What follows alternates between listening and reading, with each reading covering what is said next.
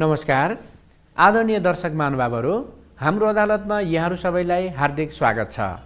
हाम्रो अदालतको आजको यस श्रृङ्खलामा हामी सर्वोच्च अदालतले मनाउँदै गरेको कानुन दिवसको सन्दर्भलाई लिएर हाम्रो अदालतको प्रसारण सामग्री बनाएका छौँ। हजुर, 2008 साल वैशाख 26 गते नेपालमा पहिलो पटक प्रधान न्यायालय ऐन लागू भएको दिनको सम्झना स्वरूप हामी हरेक वर्ष वैशाख 26 गते कानुन दिवस मनाउँदै आइरहेका छौँ। कानुनको सर्वोच्चता, कानुनको शासन, न्यायालयको स्वतन्त्रता र न्यायिक सुशासनको विषयको महत्त्वसँग यो दिनको महत्त्व जोडिएको छ। यही दिनको सम्झना स्वरूप हामी हरेक वर्ष यो दिनलाई दिवसको रूपमा मनाउने गर्दछौँ। हरेक नागरिकहरूमा कानुनप्रतिको वफादारीता रहोस्, हरेक नागरिकलाई कानुनले संरक्षण प्रदान गर्न सकोस् र कानुनको शासन र कानुनको सर्वोच्चताको प्रत्याभूति दिन सकोस् भन्ने सन्देश प्रवाह गर्ने नै कानुन दिवसको उद्देश्य हो। यही उद्देश्यका साथ मनाउँदै गरिएको कानुन दिवसको सन्दर्भलाई लिएर आज हामीले हाम्रो अदालतको प्रसारण सामग्री बनाएका छौँ। कानुन दिवस 2069 को उपलक्ष्यमा सर्वोच्च अदालतले यही वैशाख 26 गते सर्वोच्च अदालतको प्राङ्गणमा एक विशेष कार्यक्रमको आयोजना गर्यो।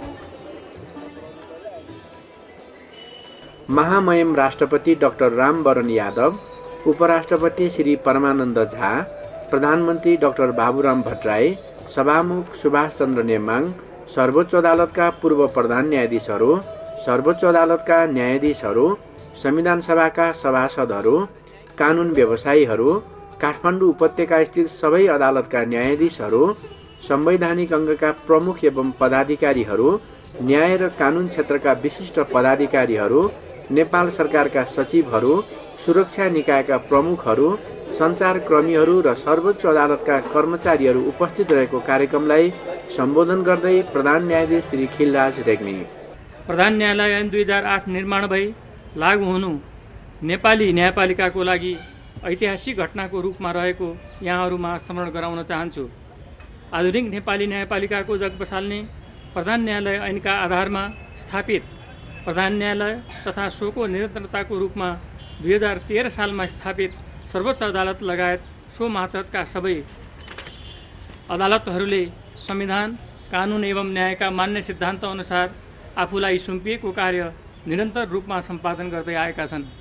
राजनीतिक आरोह अवरोहका साथै इतिहासका कठिनतम मोडहरूमा समेत नेपाली न्यायपालिकाले जनतालाई शुद्ध एवं निष्पक्ष रूपमा न्याय प्रदान गर्ने, मानवाधिकारको संरक्षण गर्ने, लोकतान्त्रिक मूल्य मान्यताको जगेर्ना गरी कानुनको शासन स्थापित गर्दै दण्डहीनताको अन्त्य गर्ने कार्यमा अनवरत रूपमा आफूलाई समर्पित गरेको छ।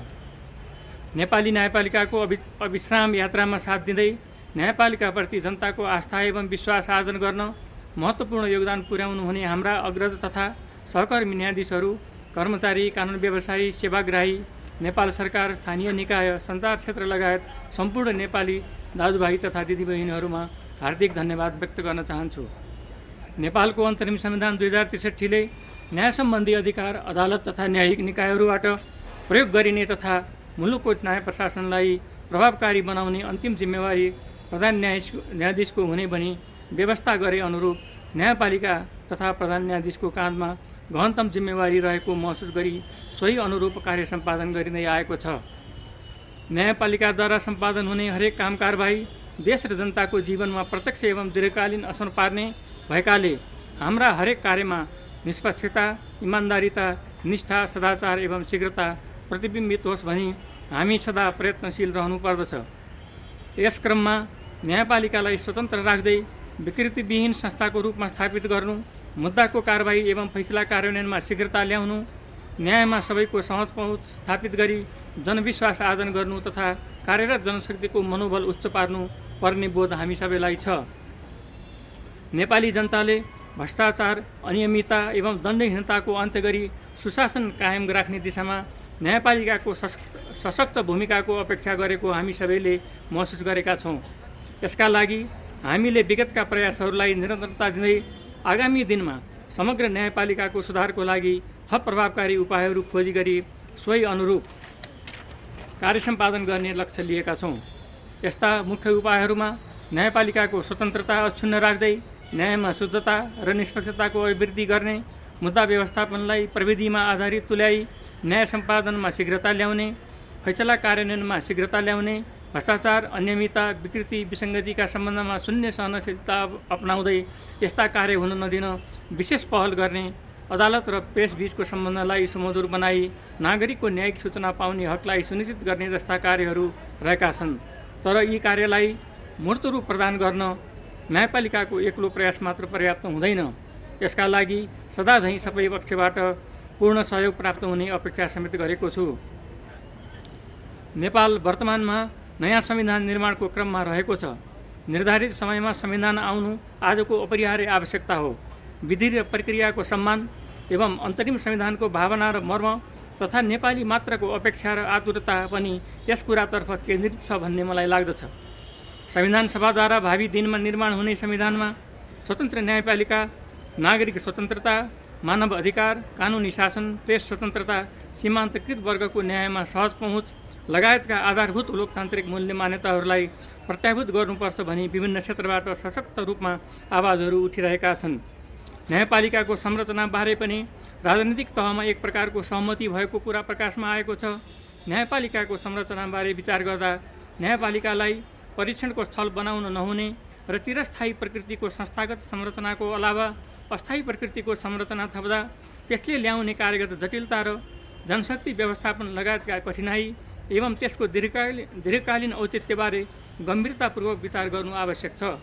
वस्तुतः सर्वोच्च अदालतको संरचनाभित्रबाटै सबै प्रकारका विषयलाई सम्बोधन एवं व्यवस्थापन हुने गरी यसलाई सुदृढ एवं सक्षम तुल्याउनु नै दीर्घकालीन रूपले श्रेयस्कर हुन्छ भन्ने मलाई लाग्दछ।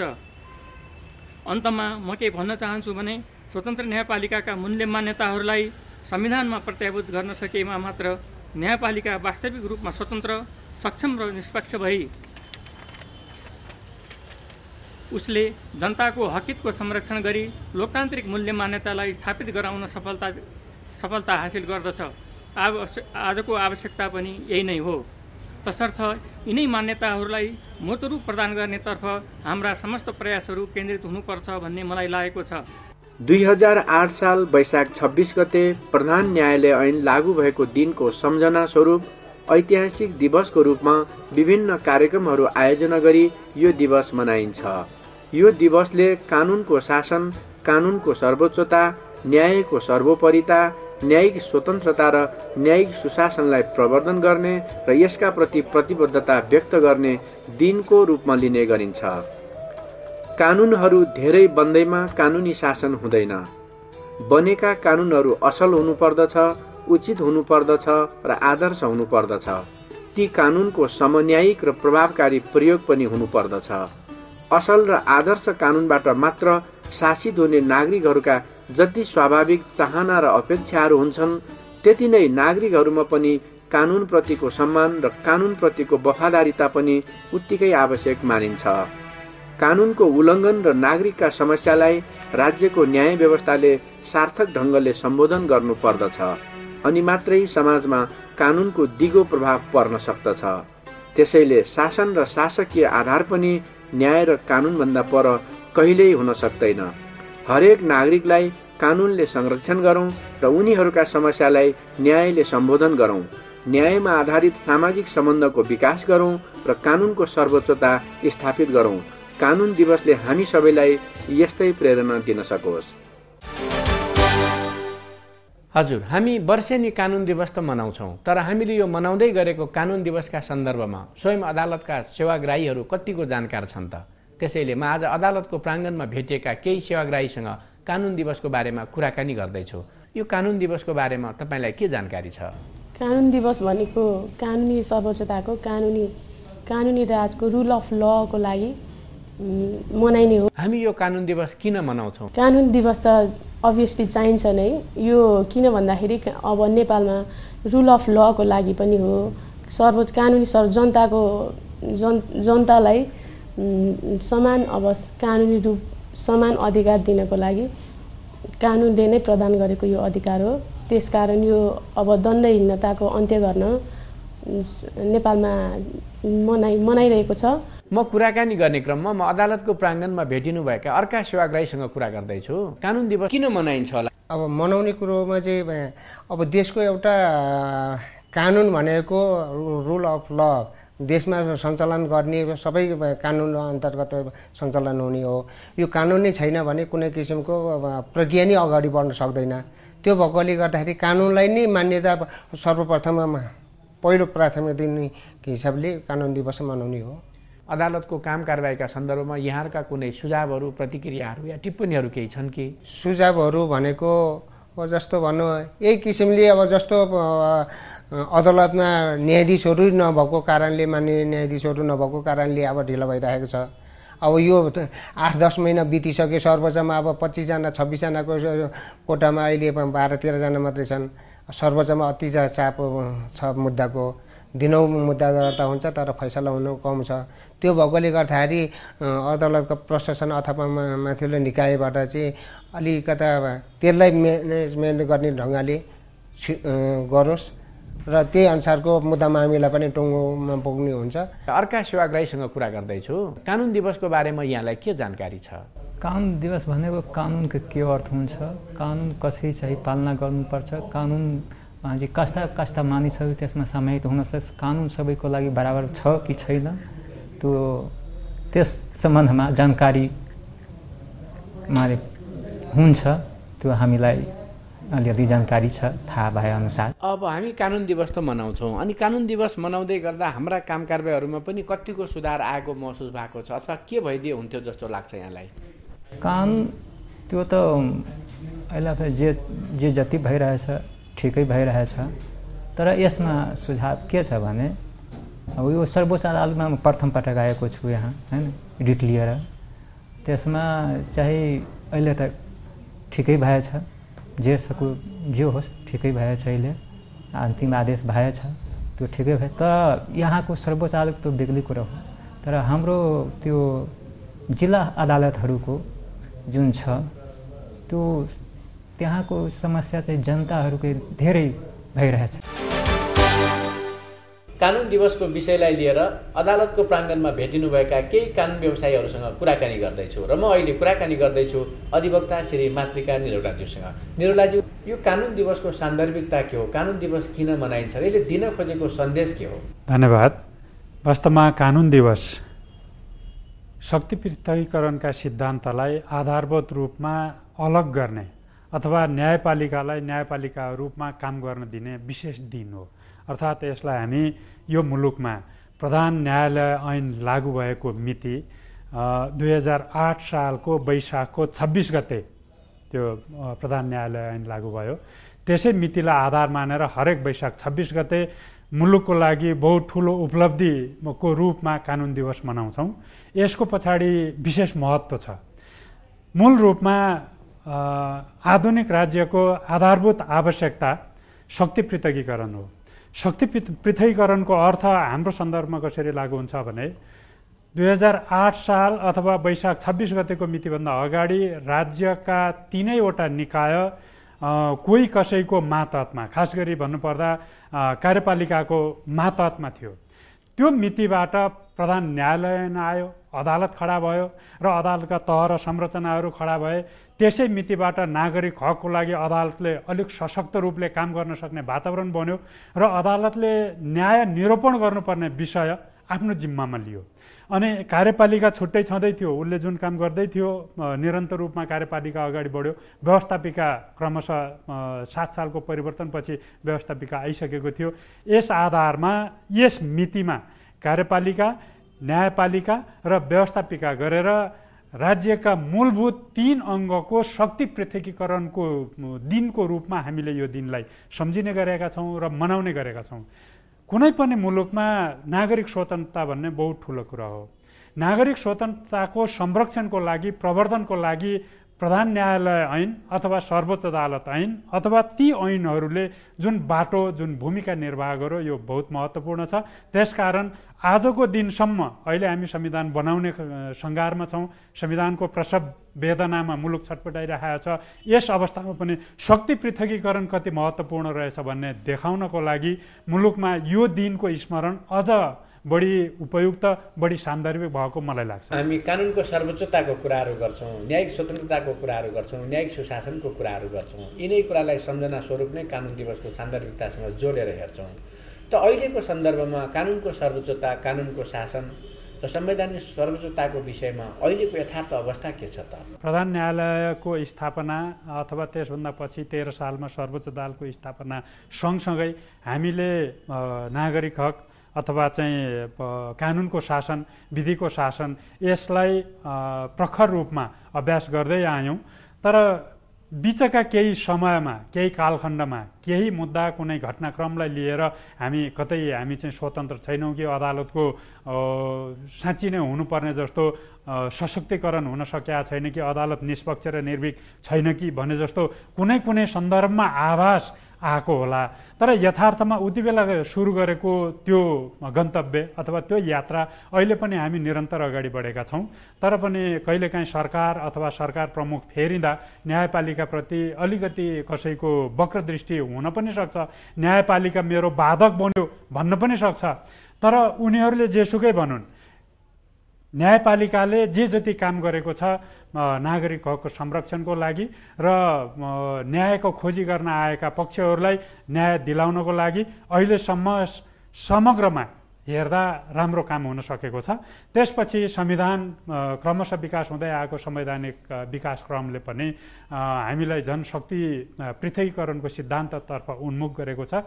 हुनसक्छ कहिलेकाहीँ सरकारका कुनै काम कारबाहीले अलिकति न्यायपालिकाको अधिकारमाथि कटौती गर्न खोजेको अथवा न्यायपालिकाले दिएको कुनै निर्देशन नमान्न खोजेको अथवा अनावश्यक टीका टिप्पणी गर्न खोजेको आफ्नो ठाउँमा छ। तर हामी अब फर्केर जान सक्दैनौँ। न्यायपालिकाको स्वतन्त्रता निरन्तर अगाडि बढेर जान्छ, त्यसमा कुनै दुविधा छैन। तर साथसाथै न्यायपालिका अलिकति जिम्मेवार पनि हुन जरुरी छ, अलिकति न्याय अभिमुख हुन पनि जरुरी छ, अलिकति न्यायपालिकामा क्षमता विकासको पनि जरुरी छ। त्यसतर्फ चाहिँ सोच्न यही उपयुक्त घडी हो भन्ने जस्तो मलाई लाग्छ। दण्डनीयता बढ्दै गइरहेका कुराहरू, नागरिकहरूलाई कानुनले पर्याप्त सुरक्षा दिन नसकेको कुराहरू जस्ता पनि जनमानसमा सुन्न आउँछ। कानुन दिवसको सन्दर्भमा कानुनको सबलीकरणका लागि, कानुनको कार्यान्वयनको प्रभावकारिताका लागि र कानुनको यथार्थमै सर्वोच्चता र कानुनी शासनको प्रत्याभूतिका लागि कानुन दिवसले कस्तो किसिमको सन्देश दिनुपर्छ जस्तो लाग्छ? कानुन दिवस मनाइरहेको यस शुभ घडीमा राज्यका सबै निकायका जिम्मेवार पदाधिकारीहरू अथवा जिम्मेवार निकायहरू सबैले कानुनको शासनको सर्वोपरितालाई स्वीकार गर्नुपर्ने अनि कहीँ केही कमी कमजोरी भएका छन् भने सबैले आत्मसात गरेर अथवा आत्मआलोचना गरेर यसलाई स्वीकार गर्नुपर्ने, आफूलाई त्यसतर्फ अभ्यस्त गराउनुपर्ने विशेष दिन हो। तर कहिलेकाहीँ न्यायपालिकाले बोलेको अदालतले दिएको कुनै फैसला अथवा निर्देशनको विपरीत केही बोल्दै गरेको यो हामी सुन्न पाउँछौँ। तर दुःखद कुरा हो, त्यो हुनु हुँदैन। किनभने कानुनको शासन भनेकै शक्ति पृथकीकरणको सिद्धान्त अन्तर्गत अदालतले जे भन्छ तत्काल गल्ती भएको हुन पनि सक्ला, तर सामान्यतया नागरिक हकको संरक्षण र सम्वर्धनमा कति महत्त्वपूर्ण छ त्यस दृष्टिकोणबाट हेरिनुपर्छ। संविधान र कानुनको सही विश्लेषण र व्याख्या यो हुन सक्छ भनेर अदालतले कुनै निर्देशन अथवा निर्णय दिइसकेपछि फेरि अरू कोही कसैको कुनै थप टिप्पणी त्यसमा उपयुक्तै मानिँदैन, स्वीकार्यै मानिँदैन। तर अहिले यो कर्नरमा यस दृष्टिकोणमा केही कुरो आइरहेको छ, तर गलत हो। सबैले आफ्नो सीमाभित्र रहने र कानुनको सर्वोपरितालाई मान्न अपरिहार्य छ र आजको दिनले सबैलाई त्यस जिम्मेवारीतर्फ अभिमुख गराएको मलाई लाग्छ। महत्त्वपूर्ण विचारका लागि धन्यवाद। म अहिले कुरा गर्दैछु संविधानविद डाक्टर भीमार्जुन आचार्यज्यूसँग। आचार्यज्यू, हाम्रो कानुनको अवस्था, कानुनको स्थिति, कानुन कार्यान्वयनको अवस्था र न्यायालयको स्वतन्त्रताको अवस्थालाई लिएर अनेक अवस्थाहरू देखिरहेको बेलामा कानुन दिवसको सान्दर्भिकता कति छ, यसको सार्थकता के छ? अब यसको मेरो विचारमा त्यो सार्थकता र सान्दर्भिकता झन् बढ्दै गएको जस्तो लाग्छ। किनभने 2008 सालमा जति बेला हामीले प्रधान न्यायालय ऐन र प्रधान न्यायालय हामीले स्थापना गऱ्यौँ, त्यो मेरो आफ्नो अध्ययनमा त्यो नेपालको आधुनिक न्यायालय वा न्याय पद्धतिको त्यो एउटा ठुलो प्रारम्भ थियो, माइलस्टोन थियो, त्यसको एउटा एचिभमेन्ट थियो। दोस्रो कुरा, रिटको क्षेत्राधिकारलाई प्रधान न्यायालय ऐनले स्पष्ट रूपमा सम्भवतः पहिलोपटक उसले मान्यता दिएको थियो, त्यो दोस्रो न्याय क्षेत्रको उपलब्धि हो। नागरिकका आधारभूत अधिकारहरूलाई रिट अन्तर्गत संरक्षण गर्न सकिन्छ भन्ने कुरा त्यो ऐनले बोल्यो। त्यति बेला जति पनि फैसलाहरू प्रधान न्यायालयबाट भएका थिए त्यो संसारको कुनै पनि प्रधान न्यायालय वा एपेक्स कोर्टले गर्ने भन्दा कम थिएन। म एउटा दृष्टान्तमा दिन चाहन्छु। 2010 सालमा प्रधान न्यायालय जारी भएको केही समय पश्चात यो वेद कृष्ण श्रेष्ठको एउटा मुद्दामा प्रधान न्यायालयले जुन फैसला गरेको थियो त्यो खास गरी अमेरिकी जुन सुप्रिम कोर्टको हामी फैसला कोट गर्छौँ जुडिसियल रिभ्यूमा 1803 को मार्भरी भर्सेस मेडिसन त्यो मुद्दासँग चाहिँ यसलाई तुलना गर्न सकिन्छ र मैले एउटा व्यक्तिगत रूपमा चाहिँ यो नेपालको सबै यो कोर्ट सिस्टमको मैले रिभ्यू गर्ने एउटा अवसर पाएको थिएँ। त्यति बेला त्यसलाई हेरिएको थियो। अब यी सबै चिजहरू त्यो कालखण्डबाट सुरु भएको र नेपालको न्यायालय एउटा आधुनिक चरणमा प्रवेश गरेको सन्दर्भ भएको कारणले गर्दाखेरि यसको महत्त्व अहिले आएर झन बढी बढेको, झन बढी सान्दर्भिकता, किनभने अहिले पनि नागरिकका आधारभूत अधिकारहरू कसरी संरक्षण हुन सक्छ भन्ने बारेमा अदालत चाहिँ चनाखो भइराखेको अवस्था छ। कार्यपालिका र नागरिकहरूको अधिकारको बिचमा कसरी सन्तुलन कायम गर्ने त्यो विषय पनि अहिले उत्तिकै महत्त्वपूर्ण कुरा छ। रिटको क्षेत्राधिकारहरूमा नयाँ नयाँ आयामहरू आज आइरहेको छ, त्यसको सान्दर्भिकता देखिन्छ। हामीले सार्वजनिक सरकारको विषयहरूलाई हामीले आज प्रवेश गराएको छौँ भन्दा यो जम्मै दृष्टिकोणबाट हेर्दाखेरि यो दिनको महत्त्व झन बढे जस्तो लाग्छ मलाई। आचार्यज्यू, जस्तो भनिन्छ कानुन बन्नु मात्रै पर्याप्त होइन, त्यसको लागू पनि प्रभावकारिताका साथ हुनुपर्छ र त्यसको समानताको दृष्टिकोणबाट नागरिकहरूले कानुनका लाभहरू प्राप्त गर्न सक्नुपर्छ भनिन्छ। के लाग्छ अहिले भइरहेका कानुनहरूको प्रयोगको अवस्था र यसको प्रभावकारिताको अवस्थामा सन्दर्भमा हामीले सुधार्नुपर्ने, महसुस गर्नुपर्ने विषयवस्तुका बारेमा के लाग्छ? यो विषयमा 2-3 कुराहरूमा हामीले ध्यान दिनुपर्छ होला। कानुनी व्यवस्थाहरूकै अभाव वा खाँचो भएको जस्तो मलाई चाहिँ नेपालमा लाग्दैन, किनकि यदि सानो मुलुकमा हामीसँग अहिले पनि 500-700 वटा जति ऐन नियमहरू हामी कहाँ अहिले प्रचलित छ। अब यो धेरै ठुलो सङ्ख्याको कानुन हो। तर अब कानुन दिवसको सन्दर्भमा यदि हामीले यसको मर्म भनेको विधिको शासन हो, कानुनमाथि सबै आम नागरिकको पहुँचको कुरालाई यसको एउटा सिम्बोलिक अर्थ हामीले मान्ने हो, न्यायमाथि आम मानिसहरूको पहुँचको कुरालाई हामीले यदि सिम्बोलिक अर्थ मान्ने हो भने अहिले देखेको केही ग्यापहरू छन्। उदाहरणको लागि भएका कानुनहरूको सही कार्यान्वयन भइराखेको देखिँदैन मुलुकमा, त्यो पक्षमा चाहिँ अलिक बढी संवेदनशील हुन सकिन्छ होला। यद्यपि कानुनलाई कार्यान्वयन गर्ने सम्पूर्ण रूपमा कार्यपालिका र सरकारको दायित्वको कुरा हो। यसमा राज्यका अन्य निकायहरूको सहयोगी भूमिका भए पनि त्यो रियल इन्फोर्समेन्ट गर्ने निकाय भनेको एक्जिक्युटिभ नै हुन्छ। त्यो पार्टमा केही कमी कमजोरीहरू देखिन्छ। दोस्रो चाहिँ अब न्यायको दृष्टिकोणबाट हेर्दाखेरि अदालतले अधिकतम गर्न सक्ने भनेको त्यो भएको कानुनको उसले सही व्याख्या गरेर ठिक समयमा उसले न्याय दिन सक्ने हो। त्यो पार्टमा हाम्रा केही कमजोरी छन् भने त्यसलाई हामी सुधार्न सक्छौँ। र त्यो सुधार्ने पार्टमा मैले देख्दाखेरि केही कार्यविधिगत समस्याहरू अहिले पनि नेपालमा देखिन्छ। त्यो कुरामा अलिकति सम्बोधन गर्नुपर्छ होला। केही मानसिकताका हामी कहाँ समस्याहरू छन् कानुनको क्षेत्रमा, त्यो कुरालाई हामीले सम्बोधन गर्छौँ। र अर्को महत्त्वपूर्ण कुरा भनेको यति लामो समय नेपालमा कानुनको हिस्ट्री भइसक्दाखेरि पनि राज्यका केही निकायहरूको बिचमा त्यति ठुलो समन्वयकारी भूमिकाहरू देखिँदैन। न्यायालय र सरकारका अन्य निकायहरूको बिचको कोअर्डिनेसनको अहिले पनि अभाव देखिन्छ। बार र बेन्चको बिचको अझै ठुलो कोअर्डिनेसन यो टाइममा चाहिने हो, त्यसमा पनि के अभाव देखिन्छ। यो 3-4 वटा पार्टहरू चाहिँ मेरो विचारमा अहिले हामीले ध्यान दियौँ भने सायद यो दिवसको बढी महत्त्व हुन्छ जस्तो लाग्छ मलाई। कहिलेकाहीँ न्यायालयका फैसलाहरू पनि विवादमा आउने गरेका छन्, न्यायालयको स्वतन्त्रतामा पनि प्रश्न चिन्हहरू उठ्ने गरेका छन्। कानुन दिवसको सन्दर्भमा यतातिर हामी के गर्नुपर्छ होला? त्यो सरकारको भूमिका र उसको प्रवृत्तिमा यो भर पर्ने कुरा हुँदो रहेछ। यद्यपि न्यायालयबाट कुनै गल्ती कुनै कमी कमजोरी हुँदैन भन्ने त होइन, किनकि न्यायालयमा पनि व्यक्तिहरू नै न्यायमूर्तिको रूपमा बस्ने र उनीहरूले न्याय सम्पादन गर्नुपर्ने हुँदाखेरि कहिलेकाहीँ केही मानवीय कमजोरीहरू हुन्छ। कानुनलाई प्रयोग गर्ने, कानुनको व्याख्या गर्ने क्रममा केही त्रुटिहरू हुनसक्छ, यो आफ्नो ठाउँमा छ। तर त्योभन्दा बढी महत्त्वपूर्ण कुरा हामी संसारको अभ्यासहरूबाट हामी के देख्छौँ भने कि न्यायालय सक्षम, स्वतन्त्र र जवाफदेही बन्नको लागि र उसले गरेको न्याय सम्पादन साँच्चै त्यो एउटा बेनिफिसरीमाथि पुग्नको लागि चाहिँ राज्य वा सरकारको अत्यन्त महत्त्वपूर्ण भूमिका हुँदो रहेछ। अहिले नै हामी नेपालको हामी कन्टेक्स्टमा हेऱ्यौँ भने अब हामीसँग यति लामो हिस्ट्री बोकेको न्यायालय छ, तर न्यायालयको आफ्नो कुनै उसँग पुलिस प्रशासन उसको हुँदैन। उसले फैसलाहरू कार्यान्वयन गर्नको लागि सरकारको सहायता वा सहयोग लिनुपर्ने हुन्छ। त्यसैले अहिले यहाँले इङ्गित गर्नुभएको कुरा चाहिँ जुन दण्डहीनताको कुराहरू गर्नुहोस्, फैसला भइसकेपछि त्यो कार्यान्वयन नहुने अवस्थाहरू अहिले छ, दोषी भएको व्यक्तिहरूलाई उसलाई कानुनको दायरामा ल्याउन नसकेको अवस्थाहरू छ। यी जम्मैको पछाडिमा न्यायालयभित्र रहेका केही मानवीय कमी कमजोरीहरू, साधन स्रोतका कमी कमजोरीहरू आफ्नो ठाउँमा होला। तर त्योभन्दा महत्त्वपूर्ण मलाई के लाग्छ भने कि यो निकायलाई जुन सहयोग गर्नुपर्ने राज्यका अन्य निकायहरू हुन्, सायद उनीहरूको भूमिकामा देखिएको लापरवाही र बदनियत चाहिँ यो महत्त्वपूर्ण होला जस्तो लाग्छ। म तपाईँलाई इक्जाम्पल दिउँ, अहिले नै हामीले पछिल्लो समयमा हेऱ्यौँ भने खास गरी मानव अधिकारका गम्भीर घटनाहरूमा, उल्लङ्घनको घटनाहरूमा समावेश भएका व्यक्तिहरू, हत्याको आरोपमा मुद्दा चलेका व्यक्तिहरूलाई चाहिँ नेपालको न्यायालयले एउटा निर्णय गरिसकेको अवस्थामा पनि उनीहरूलाई राजनीतिक रूपमा संरक्षण दिइरहेको अवस्थाहरू हुन्छ।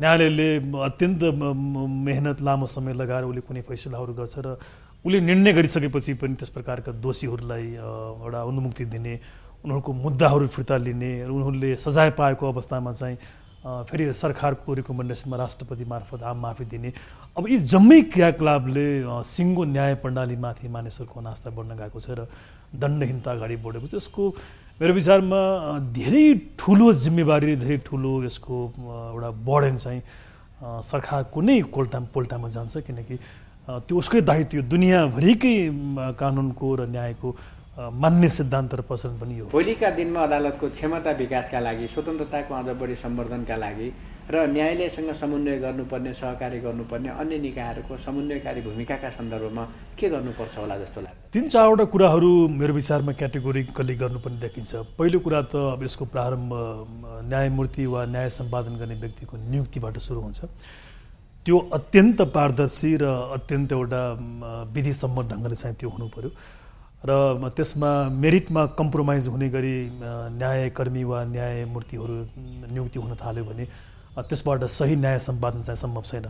जुन पछिल्लो दिनमा हामीले केही विकृतिहरू अहिले देखिरहेका छौँ कि जस्तो खास गरी बारबाट भनौँ वा अन्य पक्षबाट त्यसमा सिफारिस गर्नुपर्ने भयो भने त्यो व्यक्तिको मेरिटभन्दा पनि त्यो व्यक्तिको राजनीतिक संलग्नतालाई जुन बढी मुख्य आधार बनाउन खोजेको छ, मेरो विचारमा यो दुर्भाग्यपूर्ण हुन्छ न्याय सम्पादनको लागि। त्यसले गर्दा नियुक्ति यसको सबभन्दा महत्त्वपूर्ण कुरा हो। अनि दोस्रो कुरा, नियुक्ति भएर आइसकेपछि अब त्यो न्यायमूर्ति वा न्यायाधीशमा एउटा न्यायिक आचरण र न्यायिक मन चाहिँ उसमा हुनुपर्छ।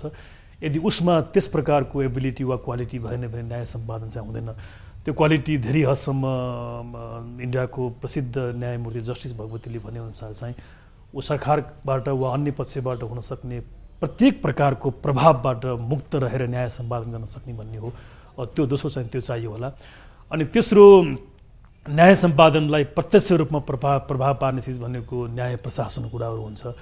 त्यो भित्रका मानव संसाधनको कुराहरू, अन्य साधन स्रोतको कुराहरू हुन्छ। त्यो तेस्रो कुरा त्यसलाई चाहिँ गर्नु पर्ला। अनि चौथो धेरै महत्त्वपूर्ण कुरा, हामीले संविधानको पढ्दाखेरि देख्छौँ हिजो आज कतिपय देशहरूमा संविधानमै न्यायालयको लागि छुट्टै बजेटको व्यवस्था गरिएको छ। मैले अध्ययन गर्दाखेरि केही मुलुकमा पाएको थिएँ। त्यो बजेटको पार्ट चाहिँ धेरै महत्त्वपूर्ण हुन्छ चौथोमा आएर चाहिँ। अनि पाँचौँमा यहाँले भन्नुभयो जस्तो चाहिँ राज्यका अन्य निकायहरूले गर्ने उसमाथिको सहयोग र सहकार्य, यी कम्तीमा 5-7वटा कुराहरू र अन्तिममा आएर हो यो मान्न सकिन्छ कि कतिपय कानुन र कतिपय कार्यविधिगत कुराहरूमा हाम्रो केही समस्याहरू छन्।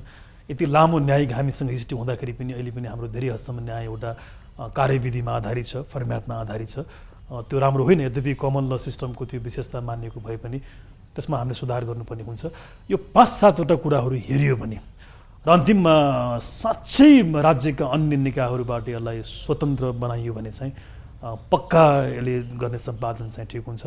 र म यही विषयमा एउटा रिसर्च पनि गर्ने मान्छे भए भने म एउटा दाबी साथ के भन्छु भने कि नेपालको न्यायालयले गरेको कार्य सम्पादन दुनियाँको न्यायालयले गरेको सम्पादनसँग चाहिँ तुलना गर्न लागेको छ। यो पक्का कुरा हो। मैले मेरो पिएचडीको रिसर्च नै मैले जुडिसियल रिभ्यूमा गरेको थिएँ।